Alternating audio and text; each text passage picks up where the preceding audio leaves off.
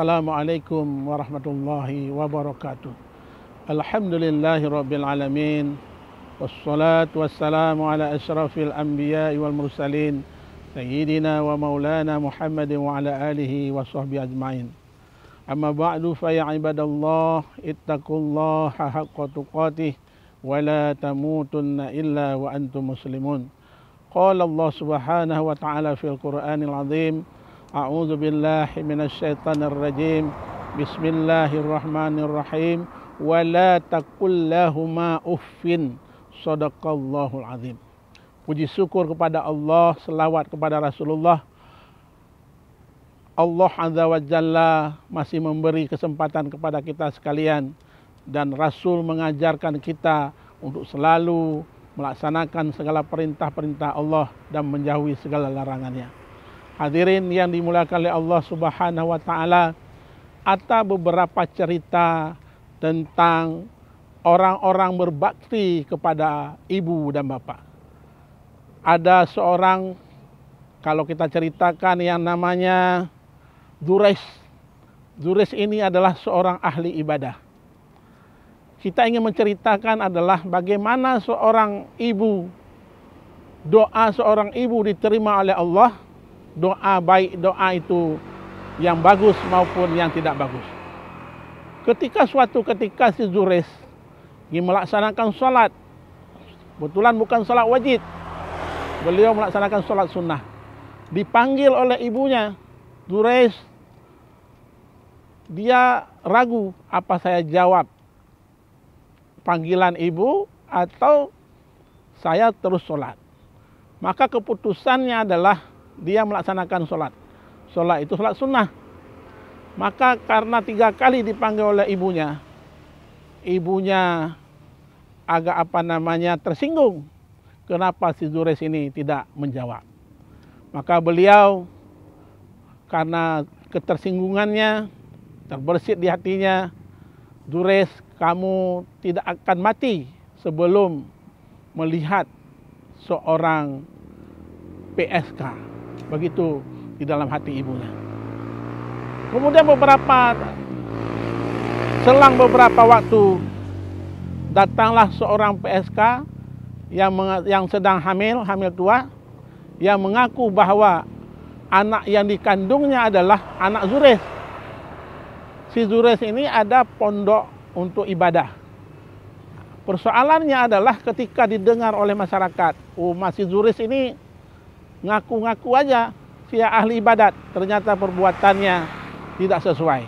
Maka dihancurkanlah tempat ibadatnya si Dzures. Suatu ketika beliau dihadapkan kepada pengadilan, maka beliau meminta izin untuk sholat 2 rakaat. Beliau bermunajat kepada Allah, mohon kepada Allah tunjukkan yang benar. Ketika beliau sholat, anak itu pun sudah lahir. Ternyata dia langsung bertanya kepada anak yang dilahirkan oleh PSK tersebut, siapa anak ini yang sebenarnya? Maka anak ini menjawab bahwa bukan anak kamu Dzures, ini anak orang yang tidur di bawah gubuk kamu.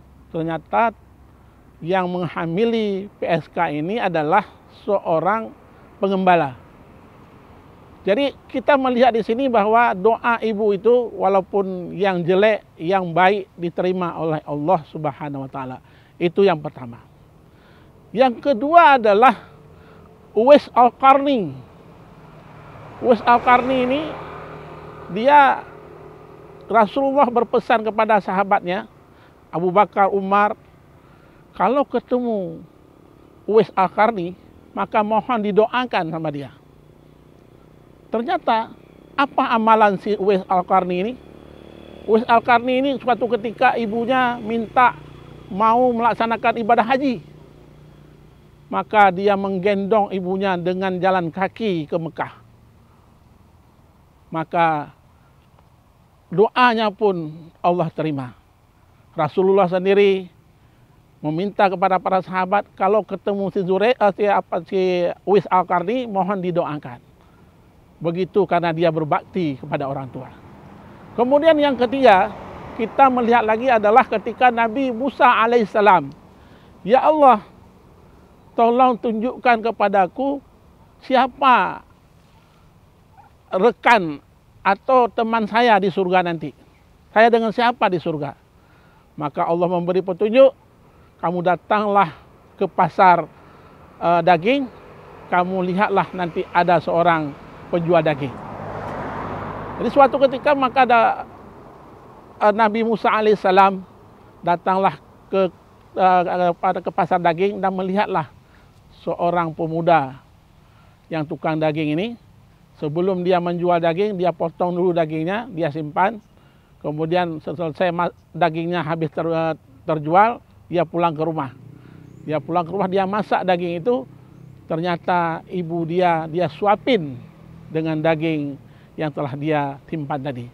Maka di dalam hatinya ibu itu berbisik, ya Allah, tempatkanlah anak saya ini bersama Nabi Musa alaihissalam. Kemudian yang ketiga, yang keempat, di masa Rasulullah ada yang namanya Ikramah. Ikramah ini adalah orang yang taat sekali ibadahnya. Suatu ketika ibunya datang ke rumah, ingin berbuka puasa bersama. Ibu ini membawalah makanan dari rumah. Ternyata makanan yang dibawa oleh ibu tidak disajikan ketika mereka berbuka puasa. Ibu Ikramah ini tersinggung. Maka ketika sakaratul maut, Ikramah tidak bisa meninggal karena ketersinggungan ibu. Maka Nabi mengatakan kepada sahabat yang lain, coba panggil ibunya. Kenapa?